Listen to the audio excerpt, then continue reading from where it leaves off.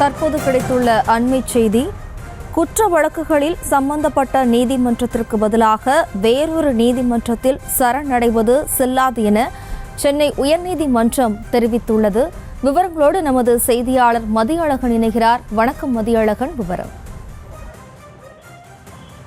சென்னை அடுத்த செங்கல்பட்டு மாவட்டம் காட்டாங்குளத்தூரில் திமுக வடக்கொன்றிய செயலாளராக இருந்த ஆறாமுதன் இவர் மீது அடையாளம் தெரியாத நபர்கள் நாட்டு வெடிகுண்டு வீசி தாக்குதல் நடத்தியும் அறிவாளர் வெட்டியும் அவர் கொல்லப்பட்டார். இந்த வழக்கில் காஞ்சிபுரம் மற்றும் திருப்பூரை சேர்ந்த 5 பேர் ஈரோடு மாவட்டம் சத்தியமங்கலம் நீதிமன்றத்தில் சரணடைந்தனர்.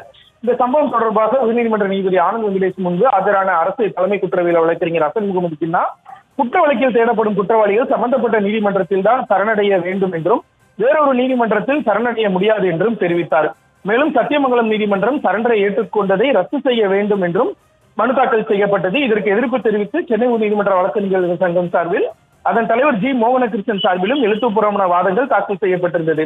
இந்த நிலையில் இந்த வழக்கில் உத்தரவு பிறப்பித்திருக்கக்கூடிய நீதிபதி ஆனந்த் வெங்கடேஷ் சம்பந்தப்பட்ட வழக்கு செங்கல்பட்டு நீதிமன்றத்திற்கு மாற்றப்பட்டு விட்டதால் அந்த உத்தரவில் எந்த விதமான மேற்கொண்ட உத்தரவும் பிறப்பிக்க வேண்டிய தேவையில்லை என குறிப்பிட்டிருக்கிறார்.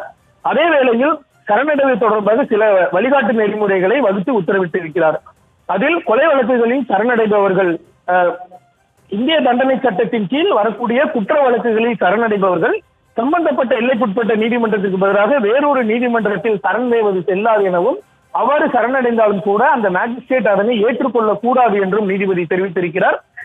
அவ்வாறு யாரேனும் சரணடைந்தால் சம்பந்தப்பட்ட நீதிமன்றம் காவல்துறைக்கு தகவல் சொல்ல வேண்டும் எனவும் அவர்கள் அந்த சரணடைந்த நபரை உரிய நீதிமன்றத்திற்கு கொண்டு செல்வதற்கான நடவடிக்கைகளை மேற்கொள்ள வேண்டும் என்றும் தெரிவித்திருக்கிறார். மேலும் சம்பந்தப்பட்ட நீதித்துறைக்கு எல்லைக்கு உட்படாத மேஜிஸ்ட்ரேட் முன்பு தாக்கல் செய்யப்படக்கூடிய மனுக்கள் விசாரணைக்கு உகந்தது அல்ல எனவும் நீதிபதி குறிப்பிட்டிருக்கிறார்.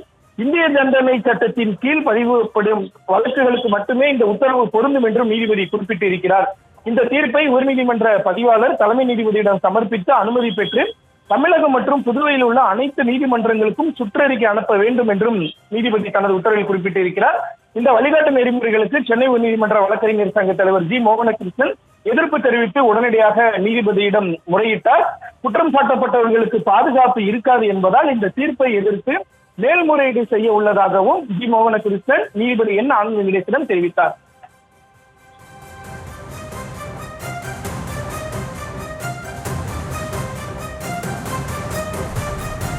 விவரங்களுக்கு நன்றி மதியழகன்.